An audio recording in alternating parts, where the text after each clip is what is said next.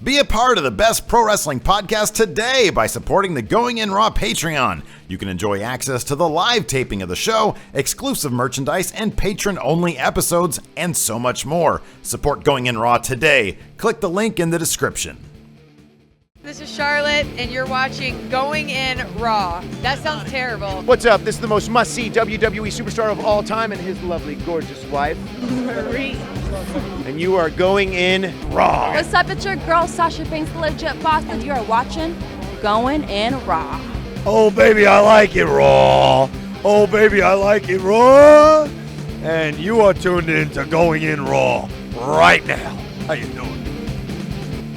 Hey, friendo, Steve here. And Larson. And welcome to Going In Raw, the only pro wrestling podcast you need to be listening to right here at youtube.com/Steven Larson. And anywhere fine podcasts are available, be sure to hit that subscribe button and the little notify bell on YouTube just to make sure you know when your new Going In Raw content is available. We're also available on the Patreon at patreon.com/Steven Larson. We have a variety of reward tiers, including the $5 best value tier. That's $5 a month, and you get 3 weekly recap live streams. So this very podcast right here is being witnessed live by about 55 people. They got to hear all about Larson, the story of your effed up finger right there. It's nasty. It's purple. You guys watching this, not non-patrons, see, that's exclusive info for patrons right there. How Larson jacked up his finger. Yeah. Nobody knows it unless you're a $5 and up patron. Yep. Anyways, we're also at Pro Wrestling Tees, prowrestlingtees.com/Going In Raw with, 13 designs or so. Sorry, I saw me laugh in the chat. I got to get away from there. Oh yeah, it's the chat. We got 56 people watching our chat right now, and we're talking about the ketchup pre-cum. It's when you don't shake up your ketchup and some of it separates, so I guess it's water. Yeah. But it's got a little bit of tomato in it. So it's like runny, kind of pale red stuff that comes out first, and it's all water. Dude, and no vessel is appropriate for that. So what's my favorite? What's my favorite condiment? What's my favorite condiment? Mustard. Yeah, it's mustard. Do you know how often this has happened when I get like a great hot dog ready to go, and I get the mustard out and I squeeze it and it goes just peas all over my hot dog. It's disgusting. Yeah, that's why I don't do mustard on my hot dog. What's wrong with I only do mustard on pastrami. It's so nasty. Those kids at MIT can't figure out that one. Also, you just shake it up. That's all you got to do. Man, shake it up. That's the point of MIT kids, man, is to make things. No, it's to make trivial things more convenient. It's to make things that shouldn't be more convenient. This is coming from a guy who's on the transhumanism.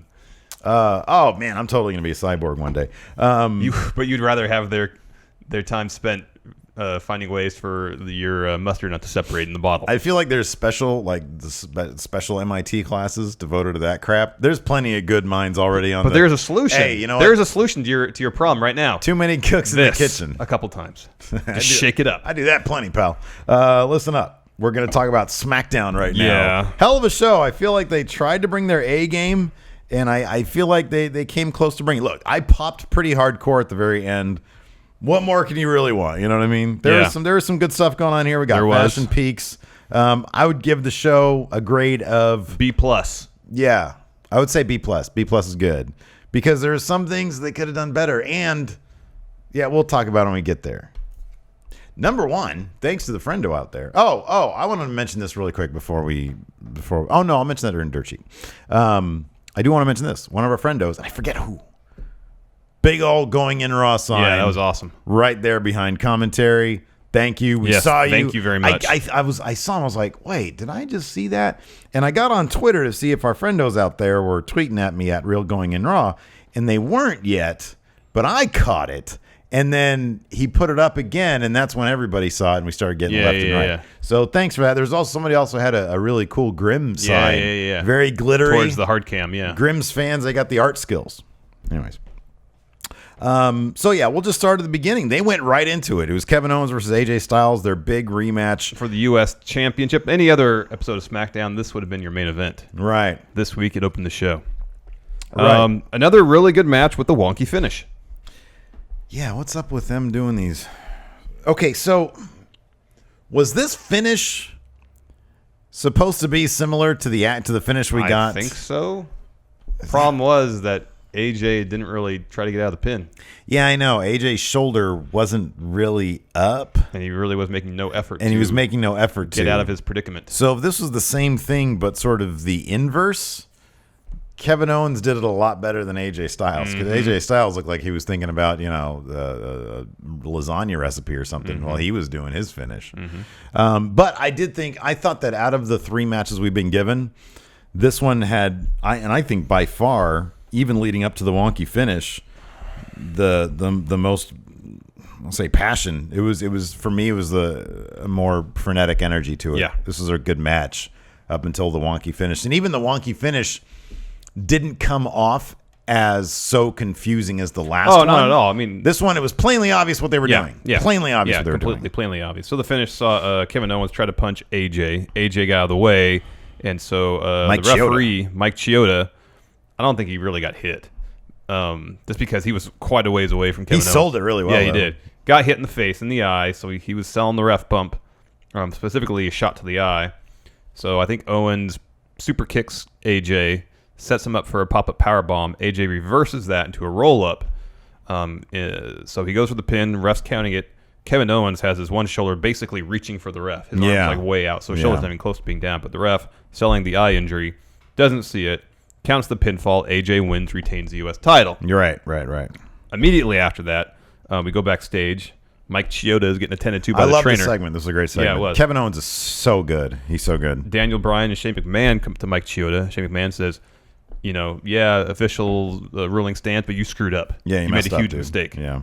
He said he should have called for a second ref. Chioda said it was too fast going on. I didn't have time to call for another ref. Shane was saying, but you messed up, dude. Yeah, so Kevin Owens comes in. Pissed, hot. Yeah, starts yelling at everybody, pushes Chioda. Yeah. And he wants justice. And Shane says, I'll give you this, another rematch. Yeah. At SummerSlam. Kevin Owens says, well, I want a ref that's got 2 good eyes. Yeah. He's going to pay attention to what's going on and is unbiased. Yeah, Daniel Bryan's getting kind of pissed off right now because Kevin Owens is being all sorts of disrespectful. Yes. And he feels like everybody needs to bring it down a notch. And so he says, all right. Daniel Bryan says, Shane McMahon is the referee. Yeah. And Shane is surprised. He's taken aback. He's like, and Owens is like, no. Yeah. And then Shane says, okay, I'll do it. This is the only way you're getting your rematch. Take it or leave it. Owens takes it. This is kind of shades of their Mania buildup when AJ got screwed. Yeah.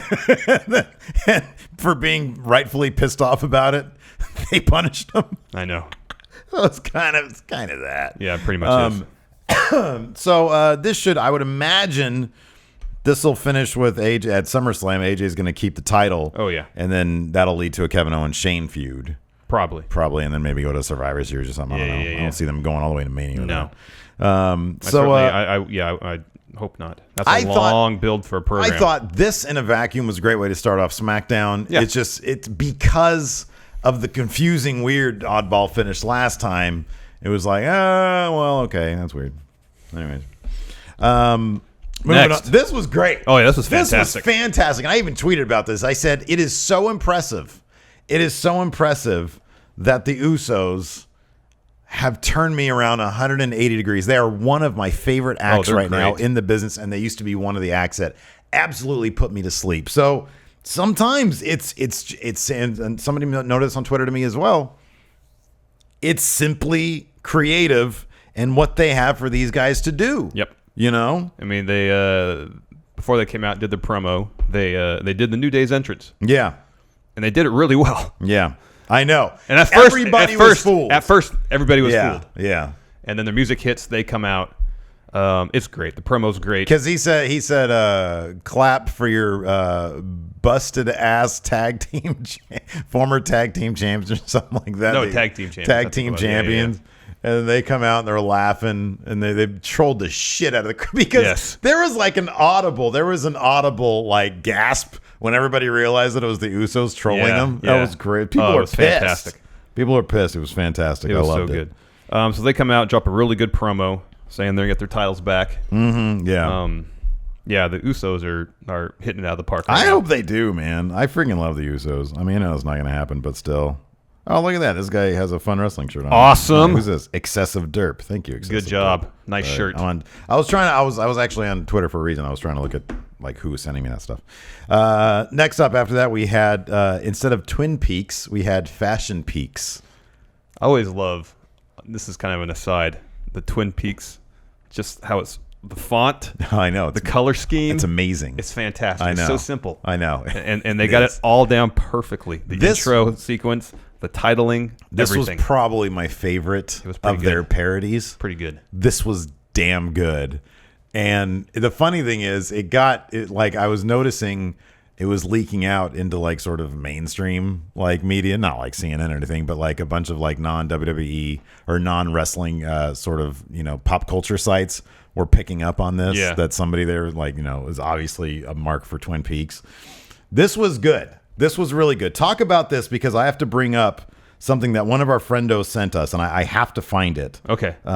So it's talk about it. Fandango has been kidnapped by the mystery assailants. Mm-hmm, yeah. So he's missing. So the whole thing starts of like a little piece of paper saying, looking for, if you find this person, it's Fandango on it, but it looks like a picture from the 80s. Yeah. He's wearing a sweater. His hair's combed in a very specific 80s way. So it's Breezango dictating something into a recorder and then saying, well, I don't know, let's call this person. It's going to take forever for this person to get it. Right. As he does it, he sees, like, what he thinks is kind of like the premonition or Fandango, and he's talking seemingly backwards. Right. And he's in his, like, in dancer getup, and he's there just gyrating his hips. Right. Back to Tyler Breeze, and then back to Fandango, and he either side of him are the Ascension. Mm-hmm. I believe it's Connor has a log that he's pouring maple syrup on, it looked like. Yeah. And then Victor had a rose that he was smelling. Yeah. And there's weird music. Fandango sounded like he was still talking backwards. Right. And Tyler Breeze was screaming, too many metaphors. Too many metaphors. Too many metaphors. And he comes to, and actually it was a dream. Yeah. He was just dreaming the whole thing. Yeah. And he says, I know who it has is. Fandango. Right. Okay, so we were on Twitter last night. Somebody named Sup at Foamy424 sent us this clip. They had taken Fandango's audio and reversed it. Yeah. I haven't seen this anywhere else. This might be a Going In Raw exclusive. Okay. And I'm pretty sure it's a swerve, but it sounds like an intentional one. I'm going to play it.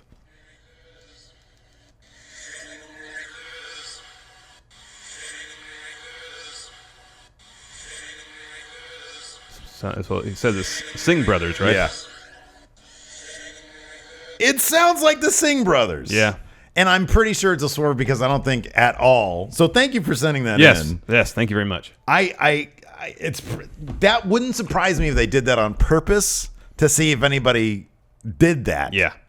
I don't think it's the Singh Brothers, but that's pretty clever. That is. That's pretty damn clever. Yeah. Because it totally sounds like it.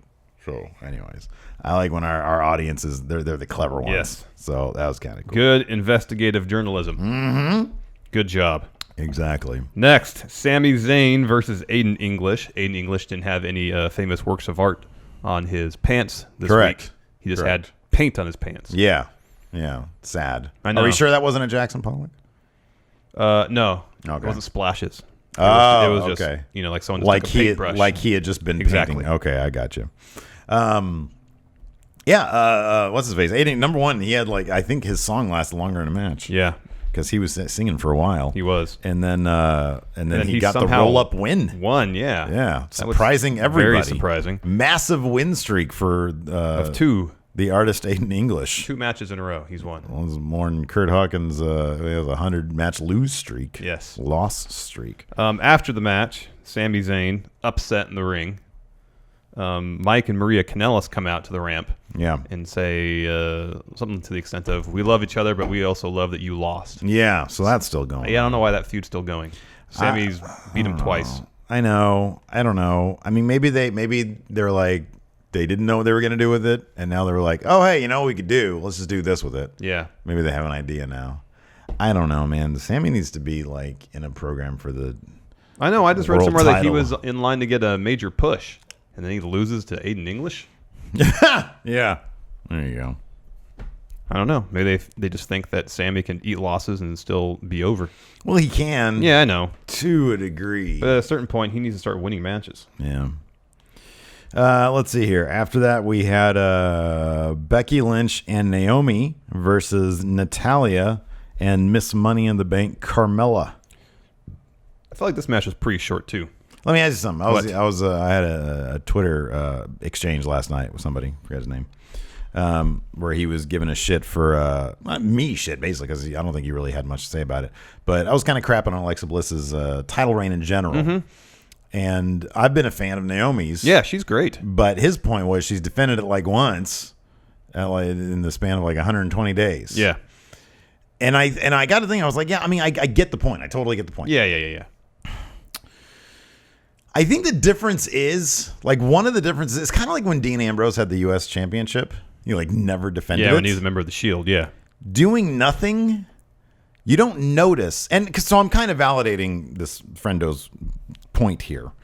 But when you do nothing, it leaves less of a mark on you than if you do stuff and it fails. It's not good, yeah.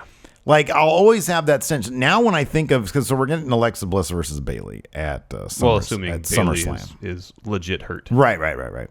But is not legit hurt, sorry. Assuming this is like a work, or assuming she's able to make it in time for SummerSlam if it is legit. And when Alexa Bliss gets on the mic and she starts talking about Bayley and she has her little sarcastic voice, it throws me back to the kendo stick, to the Bayley, this is your life, to Bayley in general, whose main opponent has been Alexa Bliss through this whole thing. Yeah. And it just comes off as this is, I like Alexa Bliss. Yeah. I like Alexa Bliss. I think she can do really good work. Yeah, she can. And I think she's doing as much as she can with what they're giving her. I just feel like the way they've approached the Naomi thing, I've appreciated more, because they put the title on her, they give her wins, they give her a good attitude, and it's sort of a slow build to her being a decent champion. Yeah. Here, I'll say this about Alexa Bliss real quick. Maybe they realize, and this is probably giving the writing staff too much credit, they realized what they did during the first phase of the Alexa Bayley feud was not good. Right. In terms of Bayley, this is your life, the kendo stick match. Mm-hmm.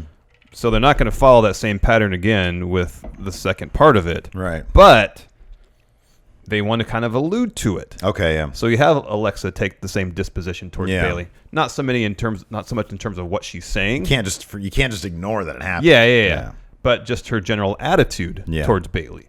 So you're not getting, the stuff about Alexa saying that, Bayley's dad had to go on dates with her. And stuff like that. Yeah. You're not getting that, but you're getting the same general attitude. Mm-hmm. You're getting what you said, the annoying voice that harkens back to that. Yeah. But maybe that's the point. Yeah. Not to directly mention that, to harken back to it. So there's heel heat on Alexa without going back to all that stuff that didn't work.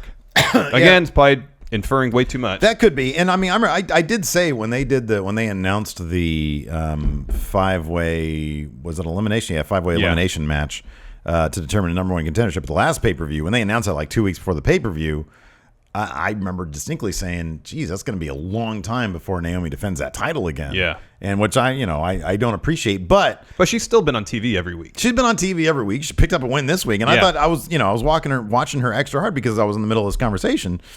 And I was like, it's wrestling. And I told the guy, I was like, I'm not peeing on your enjoyment of Alexa Bliss. That's great. Enjoy who you want to enjoy. This is who I enjoy.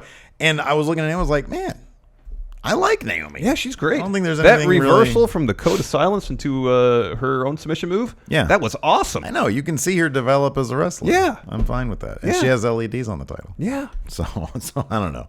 I mean, if you like Alexa, I like Alexa too. Yeah, I just feel like creatively speaking, the writing around the Raw's women division hasn't been as strong. I mean, where's Sasha Banks this whole time? I know. I mean, she showed up on Snapchat as a zombie, and then was she even on Raw? She wasn't even on Raw. No. Why aren't we getting Sasha versus Bayley here at SummerSlam? I know. Probably because we're going to get Mania. But anyways, let's see. Next, we had a Jinder Mahal interview. Randy Orton. No, he's past Randy Orton now. Doesn't matter if it's John Cena. He looked at the belt a lot during this promo. I know, and he got some showcase hands from the guy who could use his hands. Jinder still cracks me up. Yeah, I still laugh at him, but his time is done. SummerSlam, it's time for that title to move on. Somebody we all know pretty much deserves it. Oh man. But you know what, man? I think Jinder has given it everything he has. Oh yeah. I think he's given it everything he has. He was given this opportunity and he has made the most of it. Mm-hmm. Yeah. Next, Rusev versus Chad Gable. Great match. I am really happy. Number one, this was a great match. I am really happy that Rusev went over here, even though I love Chad Gable. Yeah, it was a really strong showing for Chad Gable, though. Yeah, it really was. It really was. He didn't look poorly in defeat. No, he didn't. And if they keep on giving him high-profile matches like this, regardless of if he wins or loses, even if he loses, he'll be just fine, and then he'll turn a corner and it'll be Chad great. Gable has Daniel Bryan written all over him. He does, man. He's phenomenal in the ring. Absolutely does. Those rolling suplexes he did. Yep. Were great. Yep. Especially in a guy the size of Rusev. I know. Super impressive. I know. He's got tons of personality. Give him a couple years, he's going to be massive. It's Daniel Bryan and Kurt Angle rolled into one. Oh my God, there's a lot of money to be made there. Yeah, that's crazy. And so he can, give him a year, build up a following, let people appreciate his in-ring skills as a solo competitor in wins or losses. Yeah. He's going to put on good showings. Yeah. He'll get him over and then start pushing him as with a real character in significant and substantial feuds, and he's going to be massively over. Yeah, absolutely. And his ring gear is great. It's fantastic. No, nothing bad I can say about him. Rusev went over with an accolade. Got on the stick, dropped a promo, wanting real competition. He kind of blew off losing to Cena. Oh yeah, at the last pay-per-view. Cena didn't beat me. He just walked up and planted a flag. Yeah. Good point, Rusev. You're absolutely right about that. He wasn't pinned, never submitted. Exactly. Randy Orton comes out. So apparently we're not going to get Randy Orton versus the Great Khali. Yeah. What a drag. Kind of. No, it's not a drag. Let me ask you something. Any chance Rusev goes over at SummerSlam? Yeah.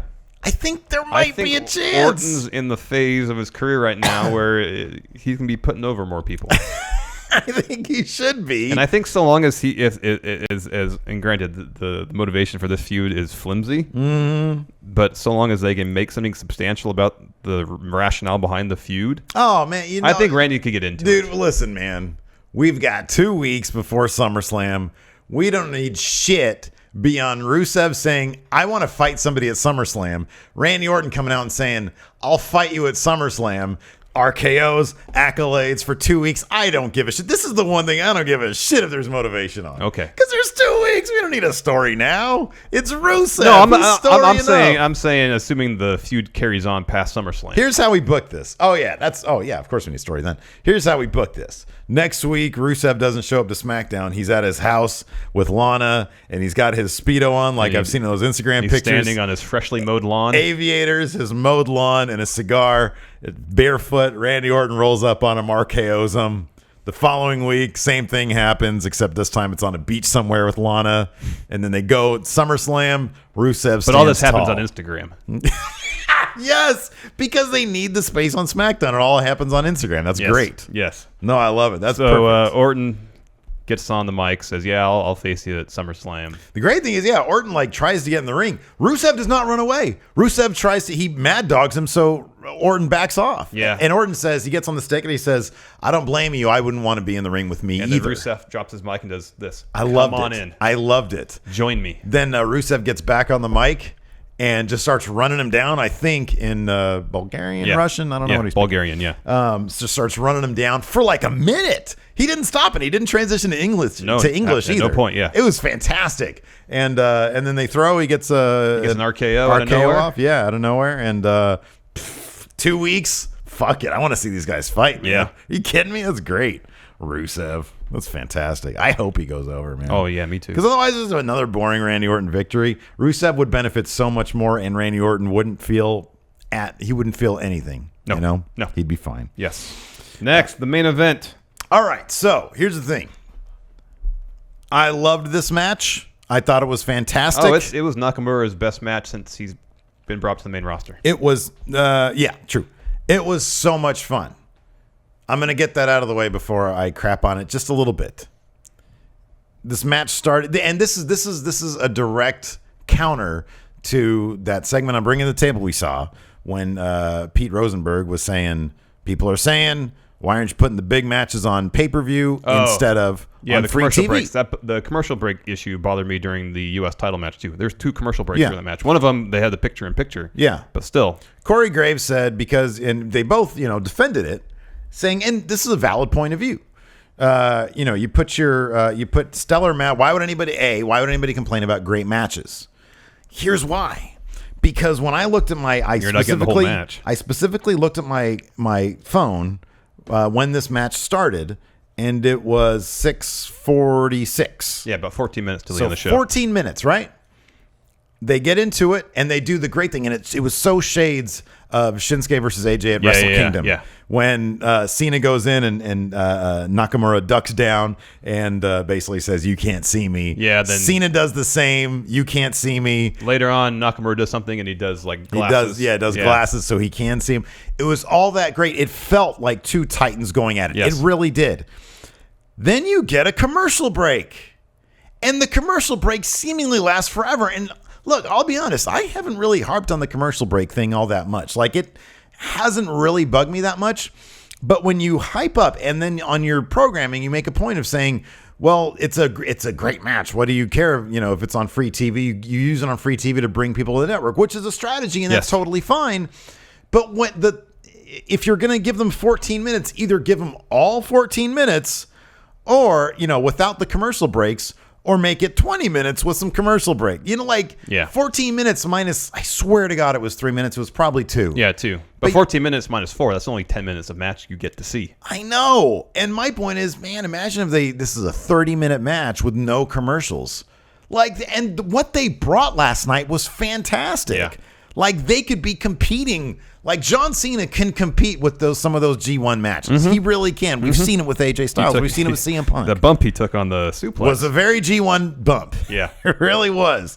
It was fantastic. So Nakamura kicked out of an AA. He kicked out of one. Yeah, he kicked out of one. And then Cena picks him up for another one, gives it to him, and then does the rollover where he picks him up in one fluid motion. This is after a little bit more offense. Yeah. This is the finish of the match. Yeah, the finish of the match. Cena hits another AA, tries to roll through, or goes for a third. Nakamura reverses to a reverse exploder suplex. Cena lands right in his neck. And you guys can see this GIF on all over Twitter. Ooh, that looks so ugly. And then when they replayed it in slow-mo and on impact, Cena does this. Right. You can't and then tell he starts doing this. Yeah, it makes you guys feeling in his extremities. Yeah. Nakamura hits Kinshasa and goes over. I popped so loud. Yeah. I popped so loud. Gypsy got freaked out and almost bit me. Did you notice? I read about it beforehand, but I paid attention to it. Where Nakamura says, "John," or "I'm sorry, John." Yeah, and he says, "Don't be sorry," and then he said something else. No, it was fantastic. It's John Cena. He's got muscles on muscles here. He's half robot, anyways. He'll be fine. Yeah. I mean, it was a taste of brilliance. But I'm telling you, man, I want to see these guys rematch before Cena calls it a day, which I think will be down the line quite a bit. But we're going to get Shinsuke Nakamura versus Jinder Mahal. Go ahead. I read something online that Cena is going to start shooting that Transformers movie really soon. Oh, no kidding. Next week or something like that. I don't know if that's true. Okay, so after the match, the dark match. Baron Corbin came out and attacked Nakamura, right? Yes. And then Cena got involved or something like that. Okay, so somebody posted this, and I don't have who it is, but they sent it to me, and then it's been making the rounds all morning. That WWE.com accidentally posted a recap of what people are saying they wanted. The original plan was happen. Corbin getting involved, yeah. And they posted on the website. Here's the great thing about this, and this is why Steve is amazing. Oh, because it was exactly what you said earlier? It was exactly what I said. It wasn't just Corbin coming in and interfering. It was Corbin coming in, interfering, and inadvertently costing Cena the match, which is how I booked that shit on Monday. So evidently we're going to see John Cena versus Baron Corbin for his briefcase at SummerSlam. Cena will then come over to the Universal title match, make it a 5-way, and win the Universal Championship. Since Corbin didn't get involved, what motivation they have for Cena going after his briefcase? Because he got involved afterwards? Because he'll get involved at the next Smackdown? You don't think Cena's going to have a match? You think the Transformer movie is going to preclude that from happening? I don't know.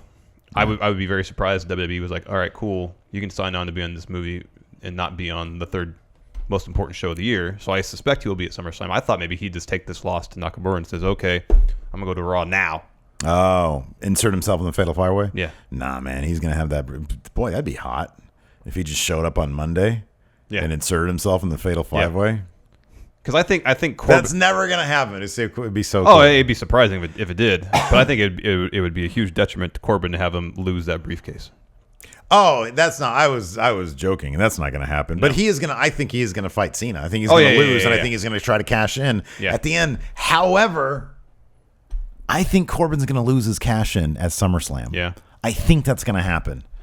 What bigger way to make a massive media and then to give Corbin so much fucking fury at Nakamura if he goes to SummerSlam after the Jinder Mahal match. Yeah. Cashes in on Nakamura and Nakamura wins. Yeah. That would be massive. That would be massive. I have a feeling that's going to happen. Maybe I'm getting ahead of myself, but they just had him beat John Cena clean. Yeah, I don't know. I mean, it depends. Hey, listen, if Nakamura is the new Cena, that's the most Cena shit I've ever heard of. Yeah. No, I know. He's done that before. I'm just thinking in terms of how the SummerSlam card's going to play out. I'm assuming the Universal title match is going to be the main event. Yeah. So if it's Roman Reigns winning, I can see something like that happening. If Roman Reigns wins the main event at SummerSlam. If not, say Braun wins or Joe wins. Yeah. I'd be surprised if they had such a high moment like that happen before the Universal title match. Like before, it's not, well, obviously not going to be before. There's going to be a filler stuff to bring people down. I could see that. I don't know. I could see that'd be such a huge moment. Yeah, I know. Super into it. I know. And then to have, like, if Reigns is going to win, I can see that. 'Cause at least people, like the hardcore fans that don't like Reigns, can say, yeah, Reigns won, but at least we got to see Nakamura win 2 matches. And that's always got to be the reaction these days. Well, we got this, but we didn't get what we really wanted. Yeah. Or we didn't get everything we wanted. But if, like, Joe wins, then, the hardcore fans will go home happy, so they don't need to do that. Yeah. I mean, they could do both. I'm just saying. Yeah. I'd be surprised. You'd be surprised if they give us that much happiness. I know. Exactly. No, I'm with you on that. But I don't know. I just get a feeling. I could be wrong about that. Forgot what else I was going to say. Maybe we should just answer questions now. Yeah, we should. We can do that. We can do that. Yeah, we can do that. Anyways, I don't know. It was a lot to like. It's funny too because somebody tweeted at Corey Graves. If you're looking for a positive pod, because Corey Graves said about podcasts, he likes too many of them or something like that. Well, he said, I don't like podcasts that run everything down and tries to be negative about everything. And somebody said, if you want a positive podcast, look at Going in Raw. And I mean, he probably didn't fucking look because he probably has a bunch of notifications. But I went back and looked at my Twitter. I was like, if he looks at my Twitter right now, it's going to be, this match is great, but imagine if they had 30 minutes on pay-per-view. Well, that's not being negative. We're constructive, but I think I would imagine, and this isn't a knock against them, I would imagine a lot of people within the WWE, especially like on-air performers of whatever kind, they have to deal with so much wrestling crap, just people being so like dumping on the product. Yep. And they're probably thinking to themselves, why are you even watching that? I know. I know.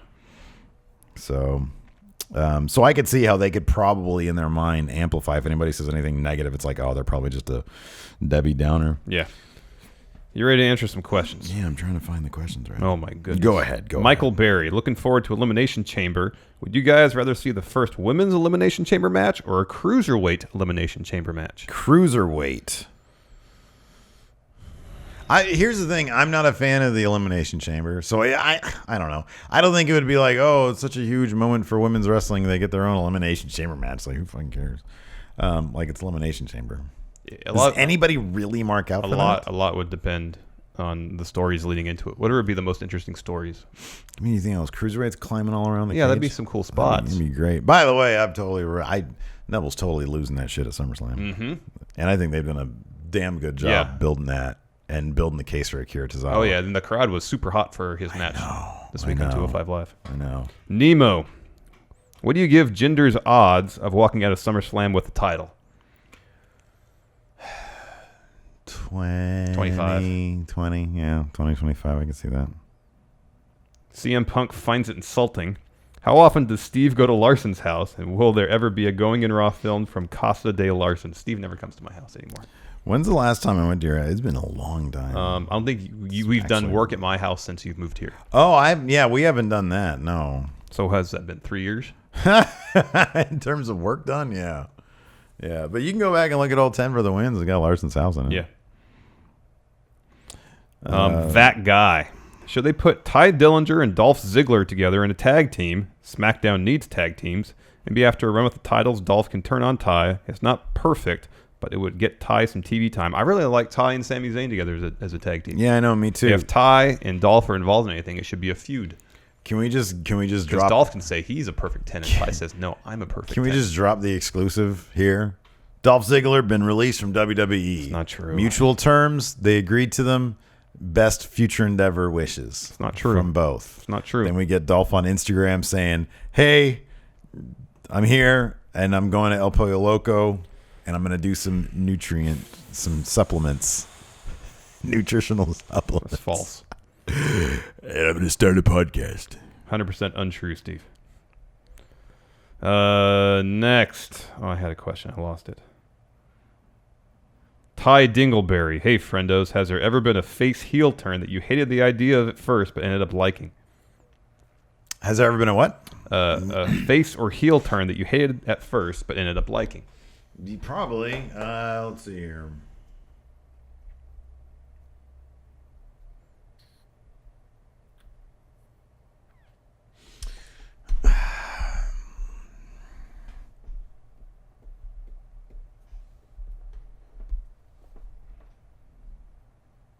Man, I know there has been. Mm-hmm. Trying to think of it though. Oh, when AJ turned heel. Oh yeah. Yeah. At first we were like, why? Because he was playing such the tweener role so well, and then this went full heel. Yeah. But it didn't matter. He's great. I'm gonna say this. It's kind of surprising, but CM Punk, because it's like he had to turn heel because he was facing The Rock. Mm-hmm. But then I really, really ended up loving his heel run. But does that count? Because I just really like CM Punk, and I would have. But liked did you him like anyways. it when he turned face after he lost to The Undertaker? Yeah, I always liked CM Punk. Okay. Although at that point they had kind of neutered him. Yeah. Because they weren't having him do much. He seemed kind of bored with it. Yeah, he seemed kind of bored with it. The scraps of Steve's youth. Power rank unexpected jobbers or lower mid-card WWE talent to be WWE or Universal Champ by 2020. What is that a reference to? The scraps of Steve's youth? I don't know. That sounds familiar. And he trademarked Power rank. Power rank. Oh, it's his now. Guess so. Unexpected jobbers or lower mid-card WWE talent. So let's take Sami Zayn out of the equation. Okay. Granted, he loses a lot. But Ty Dillinger. yeah. By 2020, that's only 3 years. It's time to start bulking up, Ty. Starts getting some of them. So Feed one, me yes. more supplements. Ty Dillinger, 1. Yeah. Oh, this is a power rank? Yeah. Okay. Ty Dillinger. Bo Dallas. Yeah, man.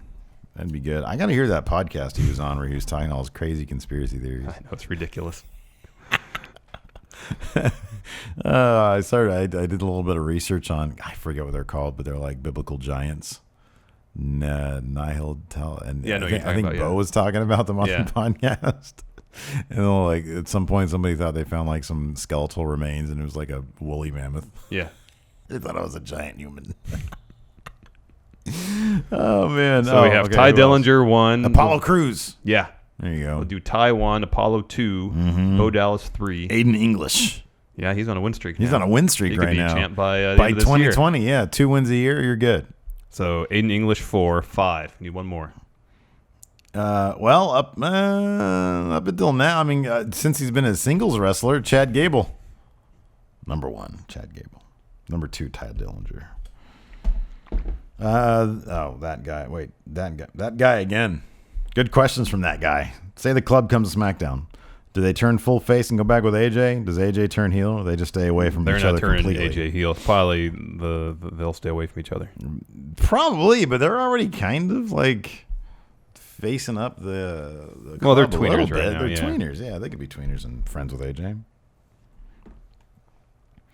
Let's see here. Double T. Hey, friendo. So we all are a little bit biased for wrestlers we like, but besides Seth Rollins, what are 3 WWE or NXT and 2 New Japan wrestlers that can do no wrong in your eyes? 2 New Japan wrestlers who could do no wrong in my eyes. Suzuki and Yano. Okay. You know, I mean, honestly, there's not a lot of wrestlers who can do no wrong. Man, I was watching. What was I watching? I was watching Juice Robinson versus Tama Tonga yesterday. Freaking love Tama Tonga. Yeah, he's great. Yeah. I'll say Naito.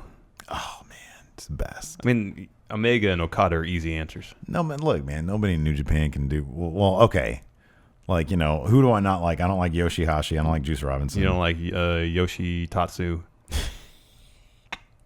I know, but you know what? Every time you say the name Yoshitatsu, I start laughing. Yeah. How can I hate on that? How can I hate on Bullet Club, Hunter Club? I know. I think back to their merch table at the G1 specials, and no one was there. That's the best. Literally a 2-hour long. The length of the show, the length of 2/3 of the show. That's how long people had to stand in line for actual merch On day one, and they sold out of everything. And right across from that was Bullet Club Hunter's table, And no one was there. and nobody was there. A zero weight. I really should have got that shirt. All right, 3 WWE or NXT talents that can do no wrong in your eyes. Aleister Black, Cassius Ohno, and Asuka. Yeah, it's hard to beat that. You know what? I'm going to trade in Asuka because sometimes when they've booked her, I haven't been huge into it. Nikki Cross. Aleister Black, Cassius Ohno, Nikki Cross. Okay. Those are my 3. Give us 3 from NXT. No, it's WWE or NXT. Oh, Main roster or I thought NXT. it was both. Okay. Let me think about main. Let's see who can do no wrong on the main roster for me. I mean, somebody I'll always love is going to be AJ Styles. Yeah. Like Kevin Owens, as far as I'm concerned, could pretty much do no wrong. Yeah. Oh, yeah, for sure. Good answers. Yeah. All right. Let's see here. Oh, man. I don't even want to. Gary James is killing me right here. Although I don't remember ever answering one of his questions, so I'm going to do this. He's the fashion police informant, Gary James. Imagine a world where Vince buys New Japan Pro Wrestling. Oh, sorry again. Start again. Imagine a world where Vince McMahon buys New Japan.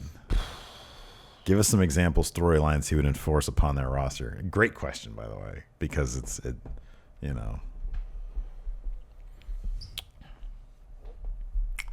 somebody stole Kenny Omega's broom, and Yano has been tasked with finding out who it is. That's one of the storylines. Oh, dear. And actually done in New Japan, I would love to see that. Yeah. Done in cheesy backstage vignettes, I would not like to see that. Oh, I probably would still like to see that, to be honest with you. I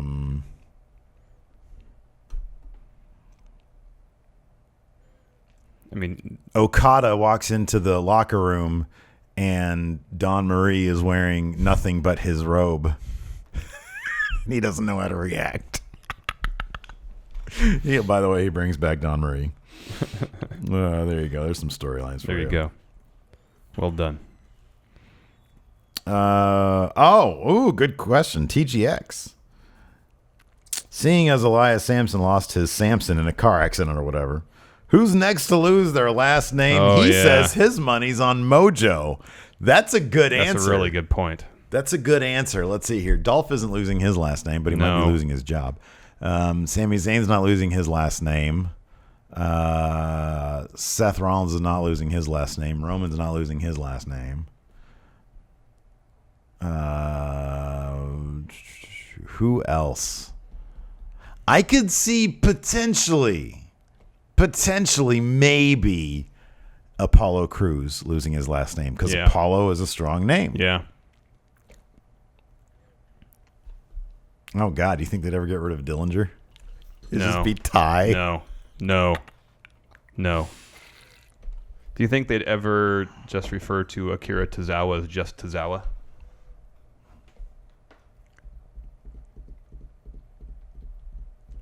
Well, given that it's the WWE, they would do it backwards and just call him Akira. Yeah. Because Akira, I'm assuming Tozawa's his Last name. Akira is his family name. Well, no. Is that how they do it? Well, in Japan, yeah. I mean, They would read his name Tozawa Akira. Yes. Okay. Yeah. Okay. Would they ever just refer to him as Tozawa? No, I would say no. I don't think so. I could see them getting rid of the Tony out of Tony Nese. Nice. Nice. Kneel before Nice Nice. before Zod. Hey, I like this promo last night. Yeah, it was good. We're going to talk about that in tomorrow's episode. Yes. Let's see here. What else? Glorious Steve Klain. Hey, friendos. How bad were you hoping that Daniel Bryan would be the special guest referee for the Styles-Owens U.S. title match at SummerSlam? I just want to give Steve kudos for following Impact Wrestling. I've been enjoying the reviews and the show itself lately. Thanks for making the extra effort every week. By the way, this Friday night, it's coming to the Going In Raw channel, the Impact reviews. You're okay with that? Yeah, it's fine. Okay. I mean, it's just more money for you. So how much No were we work. hoping for Daniel Bryan to be on to be the guest referee? I half thought that's where it was going to go. But then, obviously. I think they want to keep him out of the ring when any sort of match is going on. He cannot have any contact. Yeah. So I think that was sort of in the back of my head, too. Oops. So, yeah.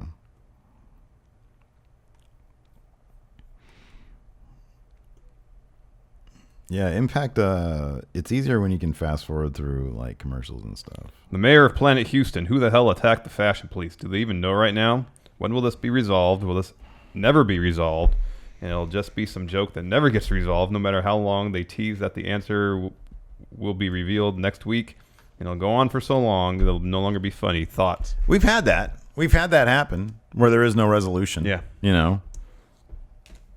And it's not just they've been attacked. Now Fandango is literally missing. Yes. He's I was been trying kidnapped. to see, apart from the backwards audio you played for me, like, would there any hints with Victor smelling the rose, Connor pouring what looked to be maple syrup on a log? Were those clues, hints?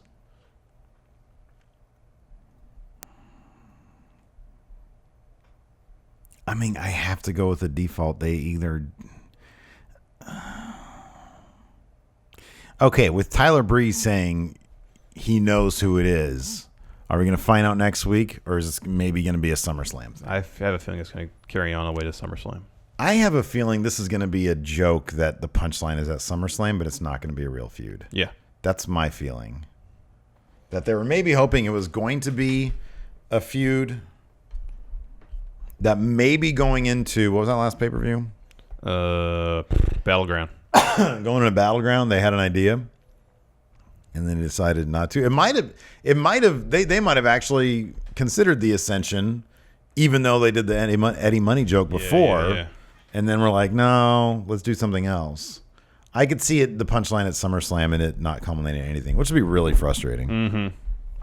Yeah, it would. One more question, and then we'll do trivia. Yes.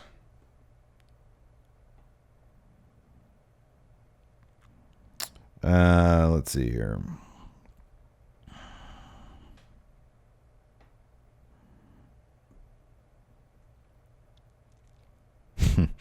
That's kind of funny. This is a good question. Xander McIntosh. On Raw, Sheamus made a joke about Seth not having any friends by saying he should have his own show called Ride Alone. But Seth was on Ride Along with Sheamus' tag team partner Cesaro. Yeah. Do you think this was just the writing team being oblivious to their company's own products? Just a minor misstep? Or, then that's where he stops. I'm going to suggest, do you think that was a tongue-in-cheek crack? That was a joke. Yeah. Had to be a joke, right? Yeah. Because even if, like, when they give him the scripts, I'm assuming the writer comes up with it, clears it with somebody, and then gives him the script. I'm assuming the writing staff has contact with talent. Vince has to read everything first, then Right, exactly. But then the writing, whoever wrote it goes over to them and says, or here. whoever produces the segment, Right. And so at that point, Seth has got to say, well, me, and say, yeah, that's the joke. Yeah. Right? Yeah, I think so. I would think that they would be in on it. It was pretty funny. Agreed. Mm-hmm.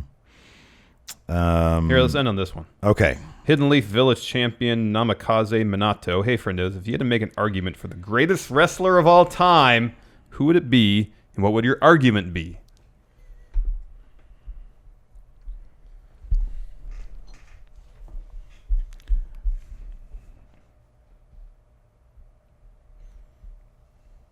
All right. Go ahead. I think my favorite wrestler, who I think is greatest, is Shawn Michaels, but that's not who I'm going to make a case for. I'm going to make a case for Ric Flair. Okay. Ric Flair for 20 years, Drew Money. He wrestled predominantly in a period where the champion wrestled 8 matches a week. And by and large, he wrestled hour-long time limit draws. He would go to territory and make their top guy look like $1 million. That was his job as champ. Yeah. And he did it. And he did it in a fashion that led to him winning the title, depending on what count you believe, 16, 18, or 20-some plus times. Probably next to Bruno, he has, I would suspect, this is me just thinking it's the case. I don't have any hard data to back me up, that in terms of combined length of reigns, he might be second to Bruno all time. Yeah. He's definitely in the top 5. Yeah. I mean, you could just easily use the same case I made for Ric Flair for Bruno. Yeah. Because when he was champ, held that title for almost 8 years, he was wrestling Right.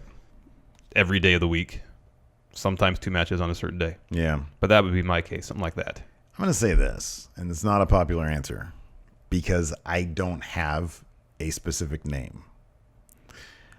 I think people get... and it's funny because Meltzer always makes this point on Twitter, and people give him so much shit about it. And you can say what you want about Dave Meltzer. I'm yes or no. going to offer up a scenario for you.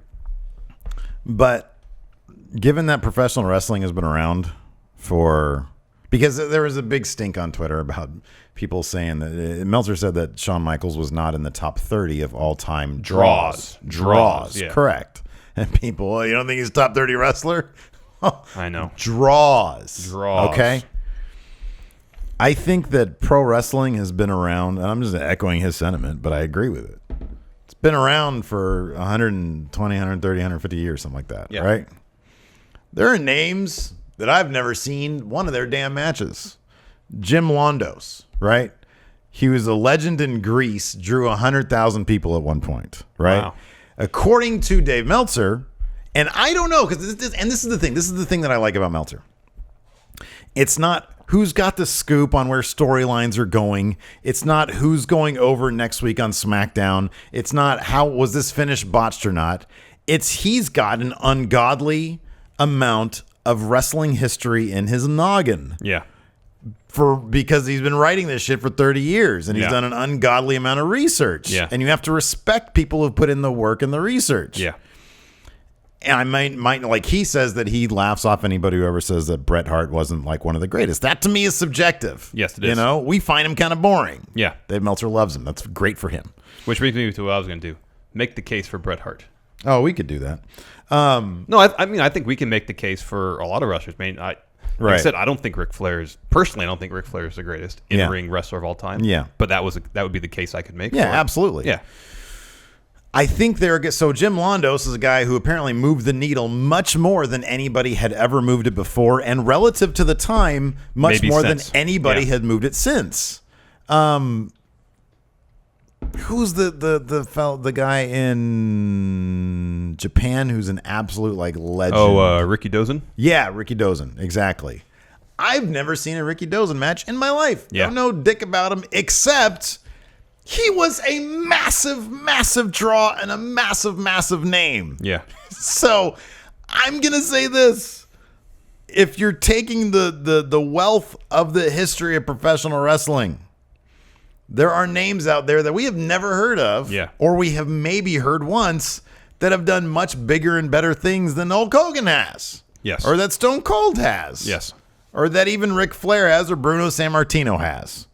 So I would have to do a lot more research to figure that one out. Because ever is a very long time. Yeah. So there you go. That's a terrible answer. You're not answering the question. Because I'm not saying it's Macho Man, and I'm not well, saying he's not necessarily saying state your case for why you think so-and-so this wrestler is greatest ever. He's saying just how would you go about making the case to somebody. Yeah, if that's the case, it's I mean, if you were to look at number of people they drew over a specific amount of time, body of work. I mean, in-ring ability is, I think, one of the determining factors. But I don't know if there's one guy. And your case for Ric Flair, I think, is a very good, because I have no idea if Jim Londos, I know that was way before they were doing high-flying moves like going up to the second rope, but like a second rope double axe handle was a high-flying move back then. Yeah. Who the hell wants to see a 5-hour match of that crap? Not me. No. So your case for Ric Flair is a really good one. Buddy Rogers was the first one to employ high-flying moves on a regular basis. He was kind of doing what the Young Bucks are doing now, turning high spots into a genre of its own. Yes. Case could be made. Yep. So you got to there's a lot of different factors at play. If you want to, if you can develop a point system based on, X number of points is how much you drew, X number of points is what your in-ring ability was. Things like your promo ability, stuff like that. I mean, I think you have to take all that into effect. But the answer is Hulk Hogan. No, it's not. Anyways, so let's do trivia. Yes. Yeah. There's a great conversation that's going on in chat right now. I'll revisit when we conclude the show. Oh, okay. All right. About why I have no stickers on my laptop. Oh, no. It's great. Oh, no. I suppose I can just answer it now. J.S. Wooten says, I bet money that he hardly has any icons on his screen. Guess what? My desktop is extraordinarily clean and tidy. Where Steve's used to be all over the place. Yeah, still is. It's a mess. It's a total mess. I am completely and totally organized. Yeah. Everything's got its place. Yep. Are you ready? Yes, you go ahead. Okay. We'll do classic first. What former protege did Bruno Sammartino defeat at the 1980 Showdown at Shea event? Larry Zbyszko. Yep. What former baseball player and announcer was a guest interviewer at WrestleManias 3 and 4 and was famously choked by Andre the Giant? Bob Uecker. Very good. Who is the first WWE champion in history, winning the title in April 1963? Buddy Rogers. Yeah, you're going to do really well. Okay. Who defeated Shawn Michaels for the WWE Championship at Survivor Series 96? Sid. Very good.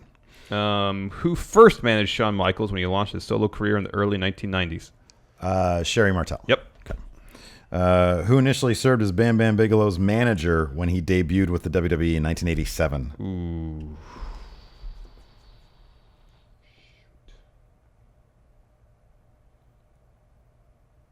DiBiase? No, Oliver Humperdinck. Oh. No, it's me.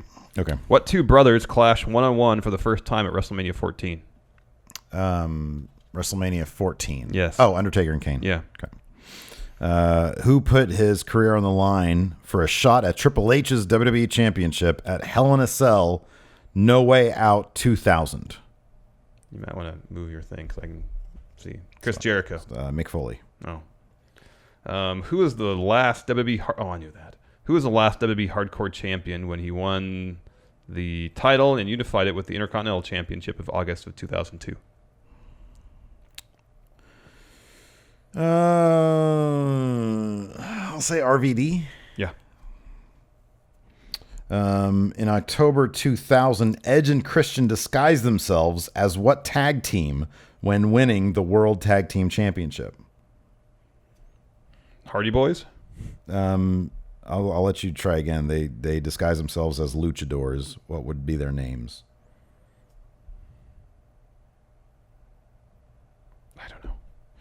Los Conquistadores. Oh, okay. Yeah, I would never remember that. I remember that. What superstar gave new meaning to the phrase food fight when he attacked Booker T in the supermarket? Oh, Stone Cold. Yeah. Nice. Clean sweep. Yep. Who is known for finishing off his opponents with a 5-star frog splash? RVD. All so right. you get 3 cards. I get 3 cards. All right. Tres? Yeah. Oh, it's another jazz one for Evil Larson. Looking for all my jazz ones. All right, I'm going to take one. I feel like I have all those. Are there other cards around here? Yeah, I know. There's some over there. Yeah, I think we've seen most of those too. I think I might have some in there. Fuck it, There's some good ones in there. 3 of these. Let's take these 3. I got ringleaders Chris Jericho. I got broken Matt Hardy. It's just Matt Hardy in the middle of a leg drop. Yeah. And I got 2001 Championship Clash checklist. Cool. Nice. That is a prize. Oh man, that's it for the show. Patrons, stay tuned. Keep hanging on, whatever you're doing. Hanging out. Yeah, hanging out. Thank you. Until next time, we'll talk to you guys later. Bye.